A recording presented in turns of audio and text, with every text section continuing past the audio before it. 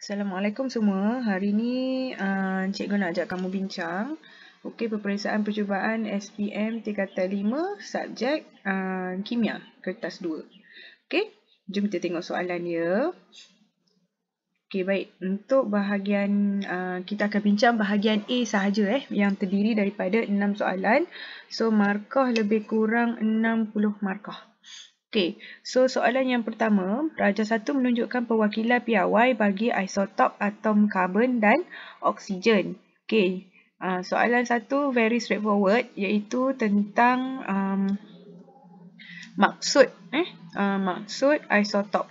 Okey, so isotop isi penting yang kita kena ada proton dan neutron lah. Okey, so ini isi penting kita kena ada. Okey, anda kalau nak dapat 1 markah penuh, jangan tinggalkan apa-apa maklumat lah. Okey, so isotop ialah atom daripada unsur sama dengan apa? Nombor proton yang sama tetapi bilangan neutron yang berbeza. Okey. So ini adalah maksud isotop. Okey, seterusnya soalan 2, dia kata nyatakan satu kegunaan karbon 14 okey dalam kehidupan seharian kita. Okey, so simple saja kalau karbon 14 untuk menganggarkan usia bahan fosil. Okey, ataupun artifak lah, atau artifak boleh juga. Okey, so itulah kegunaan karbon 14. Dapat 1 markah. Alright.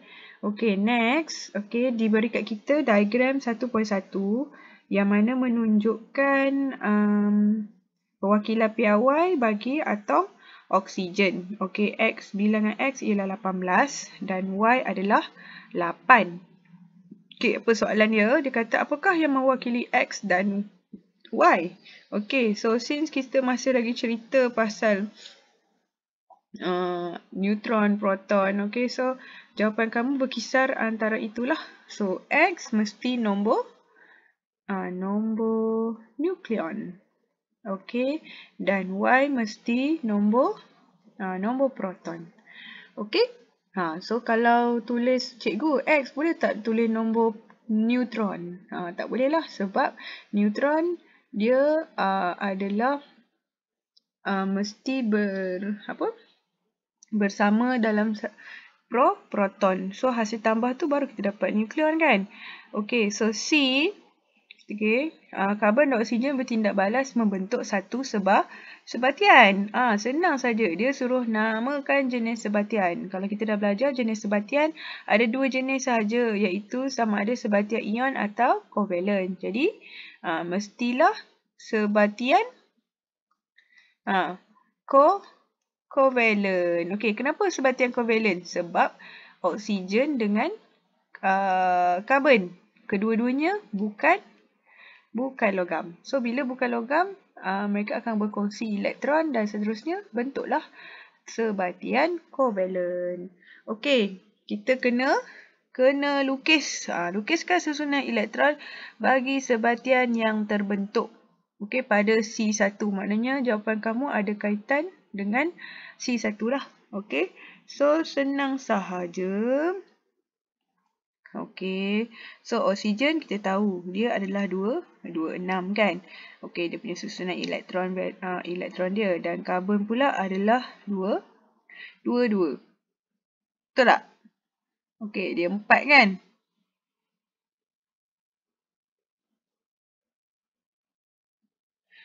Okey, so jadi kita perlukan berapa? Okey. Anda mesti buat. Okey. So C mesti duduk di bahagian tengah. Okey, lepas tu 1 2. Okey, macam mana? 1, 2, 1, 2. Okey, lepas tu anda buat bulat besar. Anda lukiskan dot di sini. 2, 4, 6, 8 lah. Okey, so oksigen. Okay, lukis lagi satu bulat. Dah lukis dengan cantik sikit lah. Cikgu lukis tak lawa lah kan. Sebab guna benda ni dia macam susah sikit. Okay, kita lukis bulat besar dulu. Sebab kita nak tunjukkan perkongsian dia tu. 1, 2, 3, 4, 5, 6, 7, 8. Sorry. 8 tak boleh lah. Sebab kita ada 2 kat sini kan. So, O. Oksigen dalam nukleus. Okey. So dapatlah. Semuanya akan jadi 28. Ini pun jadi 28 dan ini jadi 28. So semua seimbang. Okey. So silap tadi karbon patutnya 24 bukan 22. Okey. So perkongsian antara atom karbon dengan atom oksigen dapatlah lukisan susunan elektron seperti ini. Okey. Alright. So, dua karbon atom, dua elektron daripada atom akan di-share dengan 6 elektron valence dari oksigen. So, masing-masing dapat mencapai susunan elektron oktet. Okay, next. Untuk D, okay, susunan elektron bagi atom unsur X ialah 281. Unsur X bertindak balas dengan oksigen untuk membentuk satu sebatian yang berformula. Okey, berformula apa? Okey, berformula X2O. X bukan simbol sebenar bagi atom. Okey, kita tengok. Soalan dia terbalik sikit. Okay, kita rotatekan dia. Okey. So, dalam kumpulan manakah unsur X ditempatkan dalam jadual berkala unsur? Okey. Tadi dia bagi kat kita X2O. So, bermakna kita boleh, ni jalan kerja ni kita boleh tentukan apa? Kita boleh tentukan bilangan ion dia. Okey, di mana kita reverse back. Okey. So, ini mesti 2 tolak. Dan X tambah 1. Sebab kalau kita buat yang persilangan tu untuk mencari formula kimia kan. So, nanti 2 ni akan turun sini. So, sama kan. So, bermakna kita boleh kata X adalah daripada kumpulan 1. Okay. So, cara dia anda kena reverse balik. So, supaya anda boleh tahu dia punya cas. Barulah anda boleh teka X tu dalam kumpulan yang mana satu. Berdasarkan bilangan cas. Okey, nyatakan formula ion bagi X1. So, senang saja kalau dia nak formula X. Inilah jawapan dia. So, X tambah. Okey, so jangan buat X tambah. Ni salah ni. X tambah kecil ke atas. Okey. Alright. So, dapatlah markah penuh kat situ. Okey. So, seterusnya, untuk nombor 2, okay, Raja 2 menunjukkan susunan radas bagi eksperimen untuk menentukan formula empirik. Okey, satu oksida kuprum. Okey. Alright, so di mana? Okay, anda tengok eksperimen dia, kita akan panaskan oksida kuprum. Okey, dan kita akan masukkan gas hidrogen kering. Kita akan buat pemanasan dengan menggunakan oksigen. Kita akan gunakan gas hidrogen kering. Okey, nampak? Alright, so macam biasa kalau soalan ni dia mesti akan tanya formula, maksud dia. So, formula empirik menunjukkan apa? Menunjukkan nisbah teringkas. Nisbah teringkas apa? Nisbah teringkas bilangan atom setiap jenis unsur dalam satu sebatian. Okey. Jawablah macam itu. Baru kita boleh dapat 1 markah. Okey. So, poin yang paling penting. Nisbah teringkas bilangan atom sebenar. Okey. Alright. Apa fungsi gas hidrogen? Kenapa kita kena masukkan gas hidrogen? Sebab kita nak jadikan pengoksidaan berlaku. So, kita boleh kata gas hidrogen bertindak sebagai ejen penurunan. Kalau tak, kita tak boleh hasilkan logam kuprum. Betul tak? Okey, so kita kena gunakan gas hidrogen. Yang mana kita nak benarkan pengoksidaan berlaku. So, bila dia menjalankan pengoksidaan, bermakna dia adalah satu ejen penurunan. Okey. Untuk C, mengapakah gas hidrogen kering dialirkan melalui tiub pembakaran selama beberapa ketika sebelum oksida kuprum dipanaskan? Makna kata dalam eksperimen ni kita kena penuhkan kita punya tiub pembakaran tu dengan gas hidrogen dulu. Untuk apa? Untuk singkirkan semua udara dalam tabung pembakaran. Okey, di mana kita hanya gas hidrogen sahaja yang ada di situ. Kalau tak, proses pengoksidaan kuprum oksida tak boleh berlaku. So that's why kita nak penuhkan kita punya tabung pembakaran dengan gas hidrogen sahaja. Okey. Alright, dia terbalik kurang lagi. Okey, kita tekan. Dia kata, nyatakan satu contoh oksida logam lain yang boleh menggunakan kaedah sama. Okey, dengan oksida kuprum untuk menentukan formula empiriknya. Okey, di sini kita rujuk balik siri ke rektifai logam pun boleh. Okey, di mana hidrogen ini dia berada di atas daripada kuprum. Okey, plumbum. So anda boleh gunakan plumbum 2 oksida. Okey, ataupun ferrum pun boleh. Okey, so jawapan kamu boleh berkisar di antara plumbum 2 oksida ataupun anda boleh buat ferrum 2 oksida pun boleh. Mana-mana satu. Bermakna setiap logam yang kita pilih ni perlulah berada di bawah daripada hidrogen. Kalau atas daripada hidrogen macam magnesium, okey, zinc, kita akan gunakan gas oksigen untuk tindak balas. Sebab magnesium dan zinc dia lebih reaktif terhadap oksigen. Okey, so rujuk balik kamu punya siri ke rektifai logam.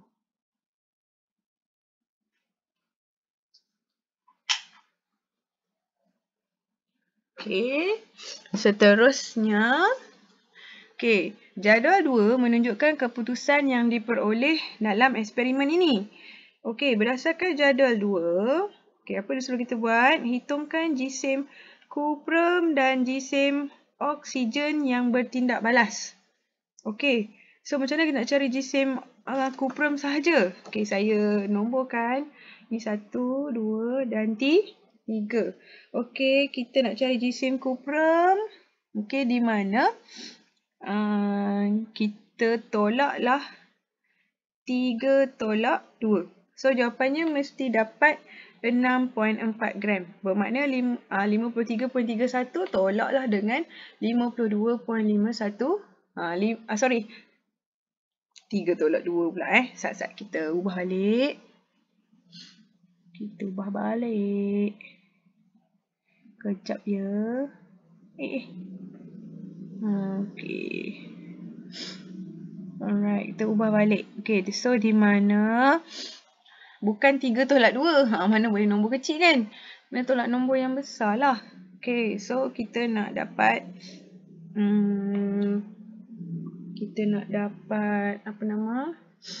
So jawapan dia memang 6.4 gram lah. So persoalannya macam mana nak dapat 6.4 gram. Okey. So anda kena tolak yang mana satu? Okey. Sekejap ya.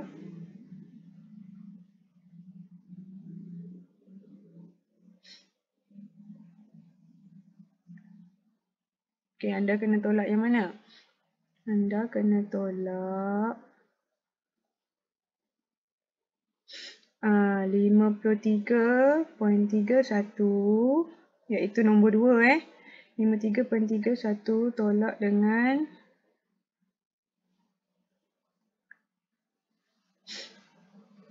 sekejap ya.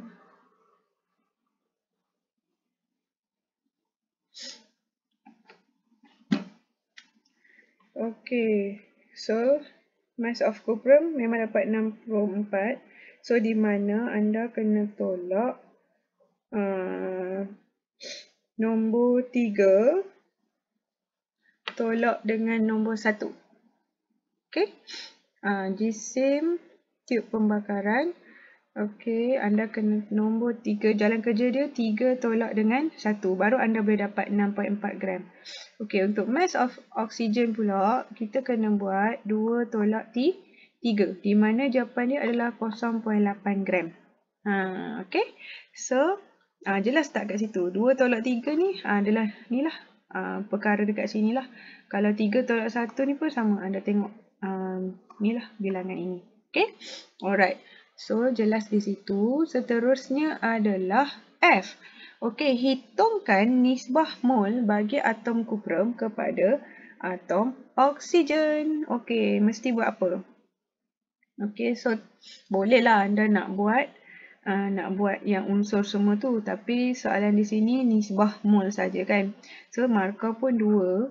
So, anda terus buatlah. Okey, kita buat unsur.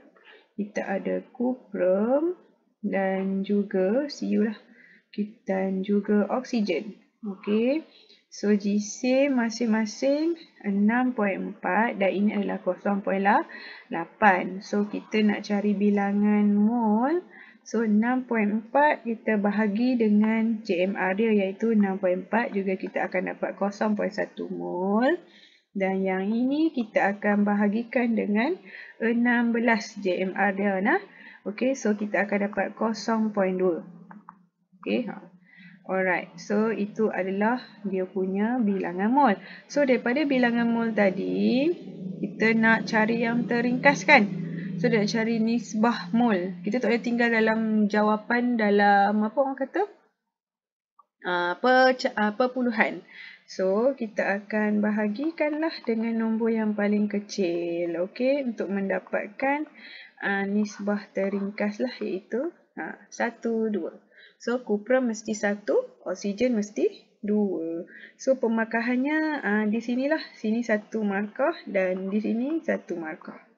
Okey, so baru boleh dapat 2. Okey, seterusnya kita pergi kepada soalan. Ada satu lagi soalan. Dia kata tentukan formula empirik oksida kuprum. So, formula empirik anda pun kena buatlah. Okey. Sorry. Tadi saya pergi dapat 0.2 pula. Terbalik ya kelas. Alright. Okey. So, kita erase sebenarnya. Sini bukan 0.2. Sini adalah 0.05. Alamak. Salah lah. Okey. So, sekejap. Kita boleh. 0.05. Ini pun dapat 0.05. Alright. So, ini bagi 0.05. Ini bagi 0.05 lah. Okey, so sini dapat 2. Ini dapat 1. Okey, baru betul. So, seterusnya formula empirik ni senang sajalah. Ambil pada yang tadi tu, kita akan dapat Cu2O. Okey, so itu adalah formula empirik. So, kalau soalan kata formula empirik ni, kamu tulislah dia punya formula kimia lah. Okey. Alright, so seterusnya nombor 3, rajah 3/1 menunjukkan sebuah jambatan dan peralatan pembedahan. Okey, jambatan diperbuat daripada alloy Y, manakala peralatan pembedahan diperbuat daripada alloy Z.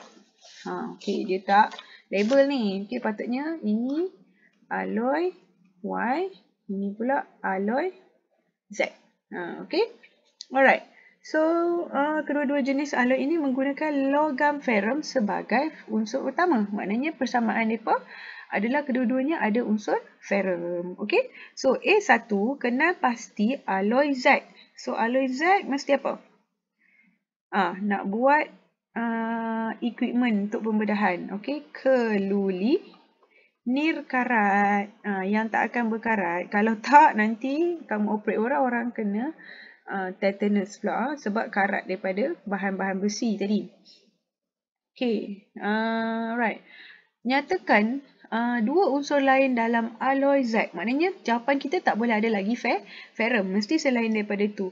Iaitu kita ada chromium dan carbon. Okay. So, satu ni membawa satu markah lah. Alright, mesti tulis dengan baik dengan inilah ejaannya. Okay. Alright, so seterusnya, okay, kita rotatekan ni balik. Okay, dia kata, lukiskan susunan atom dalam alloy Y. Okay, sekarang ni dia alum Y ni makna kata jambatan kita. Okay, London Bridge kita punya London Bridge tu. Okay, so di mana? Okay, bila anda lukis ya kelas, tip dia di sini, bulat-bulat ni, mesti sama saiznya. Okay, anda bezakan sikit dengan color tu. Mesti sama saiz. Okay, boleh? Okay, so lepas tu kita kena label. Okay, yang bulat putih tu ferrum dan yang ni bulat biru adalah karbon. Okay? So, itu adalah cara kamu melukis. Kalau boleh, tolong, bukan kalau boleh untuk dapatkan markah ni, saiz mesti sama. Kalau ferrum, logam ferrum, saiz dia sama ferrum. Kalau karbon, kamu nak color lah semua. Sama. Kalau kecil-kecil lah semua. Okay? Alright, itu tips untuk melukis lah. Okay, so yang keempat, nyatakan satu tujuan pembuatan alloy Y. So, alloy Y ni adalah keluli. So, apa tujuan pembuatan alloy Y? Supaya ianya lebih keras dan apa? Dan tahan. Tahan dan kuat daripada besi. Dari ferrum. Kalau tak, baik kita guna besi je kan. Sebab tu kita letakkan karbon. Supaya dia lebih keras dan kuat. Alright, so itu adalah tujuan pembuatan alloy Y. Maknanya anda beritahu keistimewaan dia lah. Istimewa, special. What is the special of alloy Y? Sebab kita nak guna alloy Y, dia keras dan kuat. Okey, untuk soalan B, menunjukkan ubat A dan ubat B. Ubat A ni aspirin dan ubat B adalah penicillin. Kan? Okey, nyatakan jenis ubat. So, apa dia? Analgesik ke, psikoterapeutik ke. Itulah jenis. Tahu tak? Aspirin, penicillin ni contoh. Okey, ada beza So, A, aspirin. Mesti daripada analgesik. Okey. So, B pula adalah antibiotik. So, ini adalah ubat yang biasa kita dapat, penicillin. Okay. Dan kalau siapa yang ada allergic, doktor akan tanyalah, ada allergic tak antibiotik yang mana-mana. Okay. Alright. So, yang kedua, mengapa ubat A perlu diambil selepas makan? Kenapa tak ambil sebelum makan? Analgesik kena ambil selepas makan. Kenapa? Ia boleh menyebabkan apa? Sakit perut kan? Sakit perut tu kenapa? Sebab dinding perut kita mengalami kerengsaan. Okey, kalau kita makan sebelum, dia akan merengsa. Rengsa ni macam orang kata apa? Menyebabkan kemerahan. Sebab itulah. So, dia boleh menyebabkan dinding perut merengsa. Okey? Ataupun lebih teruk, worse, kalau kamu asyik amalkan macam ni, dia boleh menyebabkan dinding perut kamu mengalami pendarahan. Sebab tu tak boleh ambil sebelum makan. Kena ambil selepas makan. Okey. Boleh, yang lebih senang, better word adalah ulcer perut lah. Okay, that is better word. Alright, so yang ketiga, B3, apakah yang berlaku jika pesakit tidak menghabiskan semua ubat B? Ubat B tadi apa? Antibiotik kan? Okey, kalau dia tak habiskan antibiotik, apa akan jadi dekat dia? Itu jawapan yang kamu kena beri. Okey, so maksudnya bakteria tu maksudnya tidak boleh, dia masih lagi ada power untuk overtake kita punya badan, betul tak? Okay, so macam mana kita nak buat dalam ayat? So kita boleh kata tidak semua bakteria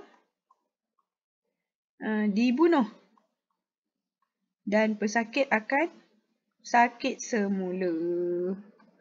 Akan sakit semula. Okay. Alright. So maksudnya antibody badan tak dapat dibina lah. Okay. Alright. So itu adalah soalan 3. B3 Okay. Kita masuk soalan yang keempat.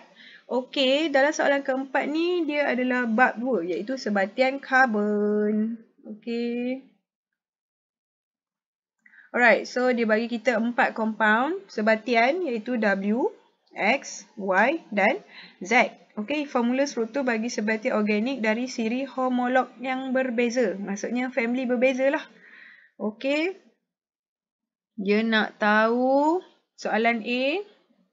Nyatakan siri homolog bagi sebatian W. So W, kita tengok kat sini dia ada ikatan 2. So maknanya dia daripada kumpulan alkena. Alkena. Okey, so tulis itu sahaja. Siri homolog maknanya beritahu nama family lah. Okey, so B. Sebatian manakah mengalami tindak balas penambahan? Okey, jelaskan jawapan anda. So, hanya sebatian yang mana?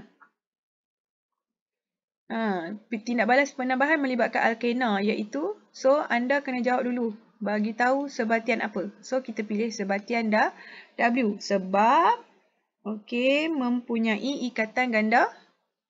Mempunyai ikatan ganda 2. Ikatan ganda ganda 2. Okey. So ikatan ganda 2 ni boleh bila kita tambahkan, so bolehlah jadi H, boleh jadi H macam tu. Dia boleh jadi kawan ni pula. Okey, kalau kita tambahkan lah. Kita menjalankan tindak balas penambahan. Okey, so next. Kita tengok ke atas. Okey, C1. Sebatian X diperoleh daripada sebatian Y. Baru duk cakap tadi. Huraikan dengan ringkas bagaimana tindak balas ini berlaku. Okey, so kita akan tambah apa? Kita akan tambahkan atom hidrogen. Okey. Atom W ataupun kita panggil sebatian lah. Okey, sebatian W ditambahkan dengan molekul hidrogen. Okey. Di mana dengan apa? Dengan mangkin. Kita ada mangkin apa? Kita kena gunakan mangkin nikel dan suhu 180 darjah Celsius. So, ini point. Okay. Dan ini pula ditambah dengan molekul apa? Kita kata molekul hidrogen. Sebatian W mesti ditambahkan dengan molekul hidrogen dengan mangkin nikel dan suhu. Baru dia boleh bertukar menjadi sebatian X. Okey, C2. Okey. Alright, saya dah okey, dah pergi jawab pula kat atas ni. Okey, keadaan yang diperlukan. So kita perlukan suhu 180 darjah dan mungkin kita perlukan logam nikel. Ni sebenarnya kita membuat tindak balas apa? Penghidrogenan. Okey. So seterusnya, kalau penghidrogenan ni biasanya kita nak buat apa? Nak hasilkan margarin. Okey, D. Sebatian Y dan Z boleh bertindak balas membentuk satu sebatian yang berbau buah-buahan. Okey. Ini alkohol, betul tak? Alkohol. Yang ini adalah asid karboksilik. Okey. So, namakan sebatian yang terbentuk. Sebatian apa? Sebatian. Anda boleh tak berbual ester sahaja jawapan kita? Tak boleh, tak terima sebab dia kata nama. So, namanya adalah etil etanoat. Etil etanoat. Okay. Alright. So, etil etanoat. Lukiskan formula struktur bagi sebatian yang terbentuk di antara dalam D1.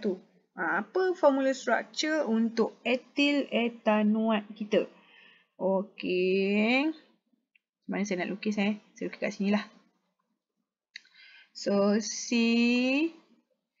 Lepas tu C double bond O. Tukar kat bawah sebab tak muat. Okay. Lepas tu C. Alright. Itu kita letaklah H. Okay, ini pun ada H. Ini tak ada Ini tak ada. Okay, ini pun tak ada. H. Okay. Inilah formula struktur untuk etil etanoat. Okay. Alright. So, mesti tulis dengan betul. Alright.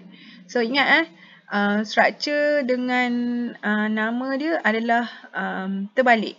So, di mana etil ni adalah datang daripada kumpulan alkohol. But somehow kumpulan alkohol duduk di bahagian belakang dia. Dan etanoat akan duduk di bahagian depan. Tapi bila kita bagi nama, dia terbalik. Tips dia macam tu. Okay. So, D3, tuliskan persamaan kimia bagi tindak balas tersebut. Okay, so persamaan kimia senang saja. Buatlah C2H5OH tambah dengan CH3COOH. Okay, kita akan dapat CH3COO. Tulis baiklah formula ni kan.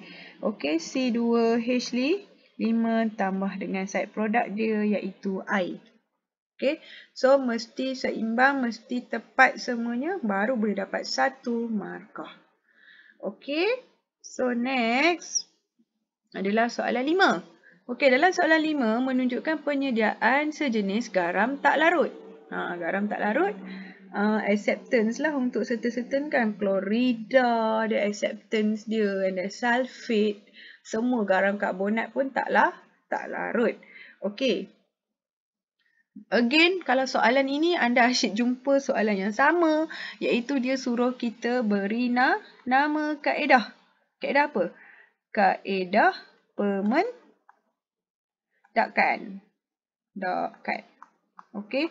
So, ini adalah kaedah pemendakan di mana kita nak hasilkan apa? Key point dia. Garam tak larut. Okay. Kalau dia kata, apa lagi satu soalan nyatakan kalau kaedah pemendakan. Tindak balas. Kalau tindak balas, jawapannya adalah penguraian ganda 2. Okay. What is the color of precipitate X? Okay, kita tengok dulu. Sebelum kita nak tentukan color, kita tengok dulu. Plumbum 2 nitrate campur dengan natrium sulfat. So, kita akan dapat plumbum 2 sulfat dengan natrium nitrat. Kan? Okay. So, plumbum 2 sulfat warnanya berwarna putih. Okay. Alright. So, Ali telah menggunakan 1 molar larutan plumbum 2 nitrat dan 1 molar larutan natrium sulfat untuk menjalankan satu eksperimen dengan menggunakan kaedah perubahan berterusan. Ini yang kita gunakan pembaris, lepas tu kita tengok mendakan warna kuning. Betul tak? Okey, so jadual 5.2 menunjukkan keputusan daripada eksperimen Ali. Okey, so nampak dia kontrol isi padu plumbum 2 nitrate. Okey. Alright, so dan juga dia manipulitkan isi padu natrium sulfat. So akhirnya kita akan dapat ketinggian mendakan yang berbeza. Okey, so nyatakan pada tabur uji manakah tindak balas telah lengkap. So, jawapan kamu adalah pada bahagian inilah. Okey.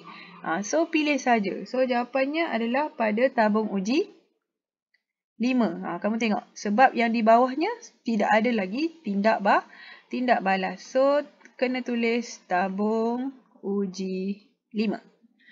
Okey, next. Kita tengok. Okey, tentukan bilangan mol ion plumbum yang bertindak balas. Okey, so dalam tindak balas ni kita gunakan plumbum 2 nitrat. Okey, so PbNO32 sama dengan mol ion plumbum lah. Okey, so kepekatan yang kita ada, sebab dia since dalam larutan so kita akan gunakan formula N sama dengan mv per 1000. So, baca balik soalan. Okey, tengok kat sini, kat atas. Dia kata 1 molar. Okey, 1 molar. 1 lah. 1. Nak cari bilangan ni kan. So, V dia adalah sama dengan 5. Tengok balik kita punya jadual.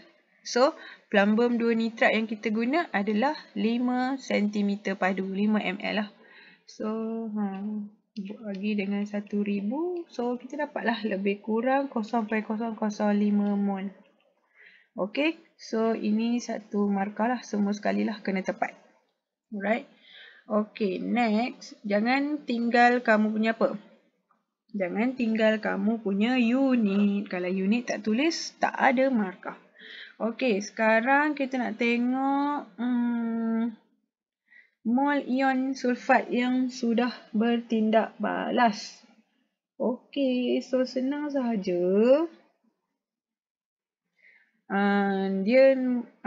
Ion sulfat ni berasal daripada larutan natrium sulfat. Natrium sulfat sama dengan ion sulfat lah. So ion sulfat ni berasal daripada larutan natrium sulfat. So natrium sulfat ni sama juga. Kita since sebab dia larutan, so kita akan gunakan formula mv per 1000. So molarity diberi kat kita 1 juga 5 lah. Kenapa kita ambil 5? Sebab dia kata sudah bertindak balas. So kita memang hanya tumpukan pada tabung uji 5 lah. Okay. Jangan ambil tabung uji yang lain pula. So 1000. So also kita akan dapat N sama dengan 0.005. 0.005 mol. Kena ambil pada tabung uji 5 sebab pada bahagian itu semua tindak balas telah dijalankan. Okay. So sekarang soalan yang keempat, nyatakan nisbah bilangan mol ion plumbum 2 kepada ion sulfat. Okey, so kita tengok balik. Jawapan kita berdasarkan ke atas lah. Pb 2 tambah dengan SO4 2 tolak. So masing-masing 0.005, 0.005. So maksudnya 1, 1. Okey. So jawapannya adalah 1, 1. Ini jawapan dia. Jangan tinggalkan jawapan dalam nilai. Tak betul dia sebab nisbah tak boleh dalam nombor perpuluhan. Okey, next nombor 4. Berdasarkan keputusan di C4, tuliskan persamaan ion bagi pembentukan mendakan X. So mendakan kita apa? Okey, mendakan kita adalah plumbum 2 sulfat. So simple. Ambil balik Pb 2 tambah dengan ion sulfat. Okey, kita akan dapat Pb. So kita akan dapat Pb SO4. Okey, so di sini tuliskan pepejal. Ini mesti tulis aqueous. Sebab apa kena tulis pepejal? Sebab kita nak mention inilah mendakan X. Okey. Alright, so seterusnya untuk soalan 6. Okey, dia kata tentukan jisim mendakan X yang terbentuk apabila tindak balas telah selesai. Okey, tentukan jisim mendakan X. Bila telah selesai, maknanya ni refer kepada apa? Tabung uji 5 lah. Okey, so jangan tengok dah mana-mana apa orang kata tabung uji. Sebab tabung uji selepas tu dah tak ada lagi tindak balas yang berlaku. So everything mesti based tentang tabung uji 5. Okay. Sebab soalan ni anak-anak kecil daripada soalan atas tu. Betul tak? Okay. So nak tentukan G same. Okay. So kita boleh ambil mana-mana dekat sini lah. Kita buat perkadaran. Okay. Di mana kalau ion plumbum ni. Okay. Juga kalau kita tengok daripada persamaan tadi. 1 mol ion plumbum akan menghasilkan 1 mol plumbum 2 sulfat. So molarity dia adalah sebanyak. Bilangan mol dia adalah sebanyak 0.05. Bermakna kawan ni pun mesti 0.05 lah. Okay. Kita buat perkadaran balik. So bilangan mol PbSO4 ialah 0.005. So, kita cari JMR untuk PbSO4. So, kita akan dapat JMR nya sebanyak 303 gram per mol. So, apa yang kamu buat? So, direct darab saja dengan 303 gram per mol. So, kamu akan dapat 1.515 gram. Okay. So, itulah dia. So, 3 markah kan. So, di mana markahnya? So, ini 1 markah. So, ini 1 markah. Sebab kamu cari JMR dia. Dan jawapan akhir adalah 1 markah. Okay. Itu cara kamu bagi markah lah. Okay. So, yang ketujuh, dia kata, tulis ion yang hadir dalam larutan atas mendakkan dalam tabung uji 1. Okey, kita tengok tabung uji 1 back kepada jadual kita. Okey, so dalam tabung uji 1. Okey, ketinggian mendakkan hanyalah 1. Okey, anda lukis sikit. Alright, so maknanya dia macam ni lah. Okey, ni tabung uji kita. Okey, so mendakkan ni adalah 1 cm sahaja. Lepas tu kita ada lagi 4 cm padu larutan apa? Okay, dia nak ion yang hadir lah. Okay, so kita refer balik kepada kita punya what we call ni lah kan. Okay, persamaan kimia kita di mana kita guna plumbum apa kelas? Kita guna plumbum 2 nitrat. Okay, dengan apa? Plumbum 2 nitrat. Kalau tak tahu, kita buat balik persamaan dia lah. Dengan natrium sulfat. So, kita akan dapat plumbum sulfat dengan natrium nitrat lah. Okay, kita akan dapat natrium nitrat. So, ion yang 1 cm ni mendakkan, betul tak? So, mendakkan merujuk kepada plumbum sulfat lah. So, 4 cm lagi ni merujuk kepada natrium nitrat kita. So, soalan nak ion, betul tak? So, ion yang mungkin hadir adalah ion natrium. Okay, kalau saya suka ni lah. Kita padam dulu sebab tak cantik. Okay. Boleh. So, bermakna sini ada ion natrium. Okay, dan ion ni nitrat. Okay.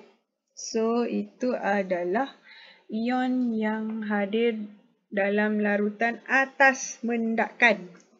Atas mendakkan. Okay. Alright, next. Habis soalan yang kelima. Okay, soalan last iaitu soalan yang keenam. Okay, rajah 6.1 menunjukkan susunan alat radas untuk menentukan haba penyesaran bagi tindak balas antara serbuk magnesium. Okay, kita garis haba penyesaran serbuk magnesium dengan larutan kuprum 2 sulfat. Okay, jawapan 6.1 menunjukkan keputusan yang diperoleh. Okay. Tengok suhu awal kita ada 28 dan suhu tertinggi kita ada 43. Okey, mengapa cawan polistrena digunakan dalam eksperimen ini? Soalan orang kata apa? Soalan favorite of the year. Tapi kalau tak kena gaya, tak ada markah. Okey, sebagai apa? Sebab untuk mengelakkan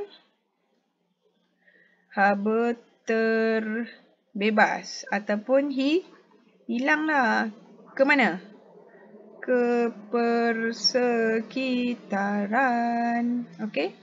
Kena tulis macam tu. Kalau anda tulis takat untuk mengelakkan haba untuk elak haba hilang je, tak ada markah. Mesti hilang ke persekitaran. Okey, itu yang penting. Alright, so seterusnya soalan A sudah. Soalan B. Okey, soalan B. Kenapa serbuk magnesium dicampurkan secara berlebihan? Kenapa tak campur sikit-sikit je kan? Kan membazir pula. Supaya kita nak pastikan apa? Penyesaran ion kuprum berlaku dengan apa? Berlaku dengan lengkap. Sebab tu kan kita bubuh secara berlebihan. Sebab kalau kita bubuh cukup-cukup, kita pun tak pasti sama ada lengkap atau tidak tindak balas tersebut. Okay? So C. Persamaan kimia bagi tindak balas adalah seperti berikut. Okay, kita ada magnesium campur dengan larutan kuprum disulfat. Kita dapat magnesium sulfat dan pepecah kuprum. Okay, kamu kena kira lagi sekali. Hitungkan perubahan haba. So, perubahan haba adalah Q. Okay, so kita nak kira Q. So, Q sama dengan MC theta. Di mana M adalah jisim ayak. Okay, C adalah kita punya 4.2 lah. Spesifik muatan haba tertentu. Dan theta adalah kita punya perubahan haba. Okay. So, kita kira theta dulu. Kita dapat theta 2 tolak theta 1 lah. So, 43 tolak dengan 20. 28 kita akan dapat 15. So, ini satu markah maknanya everything must be there. Mesti perfect pengiraan kamu. Kalau tak, habis semuanya akan salah. So, kita key in lah. M tadi saya kata jisim ayak kan. So, kita tengok kat sini berapa banyak ayak yang kita gunakan. Iaitu sebanyak 200 ml. Okay. So, 200 ml kita ni. Okay, so kita tengok muatan haba tentu yang diberikan 4.2 dan perubahan haba adalah 15. So, altogether anda akan dapat 12,600 joule. Okay. Kalau rasa nak hebat tu bolehlah bagi dengan 1000, dapatlah 12.6 kilojoule. So, unit mesti betul lah. So, doesn't matter 12,600 ataupun 12.6 kilojoule pun diterima. Okay. So, sekarang dia nak haba penyesaran. Maknanya kita nak cari delta H. Okay. So, bila nak cari delta H, sama dengan Q bahagi dengan bilangan mol. Okay. So, bilangan mol kita kena cari dulu. Okay. So, rujuk balik kat sini. Berdasarkan larutan ni lah. Okay. So, yang diberi kat kita. So, N adalah larutan. Betul tak? So, sama dengan MV per 1000. So, tengok balik soalan kita. Di mana 200 darab dengan 0.2 lah. So, kita boleh dapat bilangan mol. Okay, 200 darab dengan 0.2 divided by 1000. So, you all akan dapat 0.04 mol. Okay, so what you do, since Q kita dah ada, so kita fill in the blank. So, Q sama dengan N equals to, kalau saya buat calculation, saya tak nak ambil ni. Saya akan ambil 12,600 joule. Okay, so direct divided by 0.04. So, don't forget the unit. So, you all akan dapat 315,000 joule per mol. Okay. So that is kita punya haba penyesaran untuk soalan ini. Alright, so very straightforward. So macam mana 3 markah ni diberi? So kita akan bagi di sini 1 markah. Okay. Di sini 1 markah dan di sini 1 markah. Unit mesti tepat lah. Kalau anda tak tulis unit, anda tak dapat markah lah. Nak dapat markah kan? So janganlah tak lukis pula. Okay. Tak lukis pula, tak sertakan. Okay, so next kita punya gambar Raja Aras Tenaga. Okay. So bila gambar Raja Aras Tenaga ni, kita nak tentukan endo dengan exo. So bila kita nak tentukan endo dengan exo ni, sebenarnya key point dia adalah pada kita punya perubahan theta, perubahan suhu. So di mana bila kita tengok dalam soalan ni, perubahan suhunya kita dapat 15 darjah Celsius. Bermakna positif. Bila positif, jadi tindak balasnya adalah exo lah. So bila exo, dia exit. Betul tak? So gambar rajahnya, kamu kena turun ke bawah macam tu. Itu cara kita nak jawab soalan gambar Raja Aras Tenaga. Tips dia adalah pada theta kita. Kalau theta positif, maknanya kita akan dapat exo lah. Kalau theta negatif, kita akan dapat endo. Okay? So bermakna sini kena tulis, kamu punya label kena betul tenaga. Lepas tu kamu pecahkan balik lah kita punya kita punya persamaan ion tu. Okay. So Mg tambah dengan Cu2+. Okay. Kita akan dapat Mg2+ tambah dengan Cu. Okay. So di bahagian ni tulislah delta H sama dengan negatif 315,000 J per mol. So bagaimana saya nak bagi 3 markah? Yang pertama saya akan bagi pada bentuk ada dan label. Okey, kedudukan item bahan dan hasil kita. Okey, dapat 1 markah. Dan juga ni lah. Ni 1 markah. Okey. Itu cara kamu dapat 3 markah untuk gambar Raja Aras Tenaga. Okey, so seterusnya, eksperimen ini diulang dengan menggunakan serbuk zinc. Okey, untuk menggantikan serbuk magnesium. Okey, ramalkan haba penyesaran. So kita dah ada haba penyesaran iaitu sebanyak negatif 315,000. Okey, so kamu nak bagi nilai dia kurang atau bertambah. Okey, so kamu boleh buatlah sebarang nilai yang kurang daripada 315,000. Mungkin kamu nak buat 300,000 Joule per mol. Jangan tulis nombor saja, mesti tulis dengan unit pun boleh. So pokok pangkalnya kat sini, dia punya point mesti kurang daripada 315,000 J per mol. Tak boleh lebih. Kalau lebih, makna kata kedudukan zinc tu lebih tinggi daripada magnesium lah. So itu tak tepat dengan teori sebenar. Okay, so berikan alasan anda. Okay, sebab apa? Sebab zinc kurang elektropositif. Okey, berbanding apa? Berbanding logam magnesium dalam SEK. Okey, kalau tak boleh tak apa. Okey, so itu sahaja untuk kertas 2 bahagian A Negeri Kelantan percubaan kimia. Okey, so harap dapat membantu kamu untuk ulang kaji dan semak jawapan anda. Okey, terima kasih.